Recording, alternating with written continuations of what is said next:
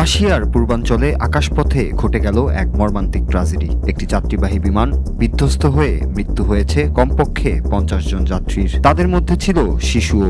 হঠাৎ করেই radar screen থেকে উধাও হয়ে যায় বিমানটি। মুহূর্তেই জরুরি সতর্কতা জারি করে দেশটির বিমানবন্দর কর্তৃপক্ষ।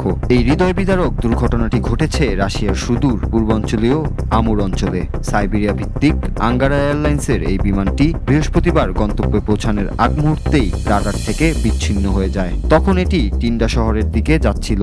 বিমানটির নিখোঁজ হওয়ার পরপরই স্থানীয় প্রশাসন ও উদ্ধারকারী বাহিনী তৎপর হয় অনুসন্ধানে। আঞ্চলিক গভর্নর ভ্যাসিলি অরলভ জানিয়েছেন, বিমানটিতে 5 শিশুসহ মোট 43 জন যাত্রী ও 6 জন ক্রু ছিলেন। তবে রাশিয়ার জরুরি মন্ত্রণালয়ের পক্ষ থেকে ভিন্ন তথ্য উঠে এসেছে। তাদের দাবি, বিমানে থাকা যাত্রী ও ক্রুদের সংখ্যা ছিল মোটামুটি 40 জনের মতো। এই অসামঞ্জস্যতা এখনও তদন্তাধীন রয়েছে। দুর্ঘটনার খবর ছড়িয়ে পড়তেই উদ্ধার অভিযানে নামে রাশিয়ার জরুরি সেবা বিভাগ। গভর্নর টেলিগ্রামে জানান, প্রয়োজনীয় সব বাহিনী দ্রুত ঘটনাস্থলে মোতায়েন করা হয়েছে। ধ্বংসস্তূপের নিচে যদি কেউ জীবিত থাকে তাহলে তাকে বের করে আনার সর্বোচ্চ চেষ্টা চলছে। যদিও প্রাথমিকভাবে পাওয়া খবরে কারো বেঁচে থাকার সম্ভাবনা খুবই ক্ষীণ বলে ধারণা করা হচ্ছে।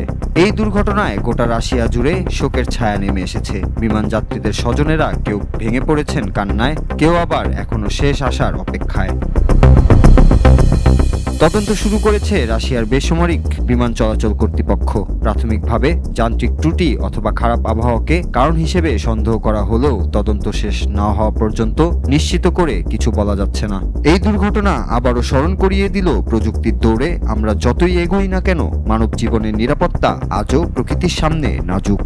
রাশিয়ার এই আকাশপথের ট্র্যাজেডি শুধু একটি সংবাদ নয়, স্বজন হারানো পরিবারের জন্য এক জীবন্ত দুঃস্বপ্ন। Raju, Bangla TV news desk.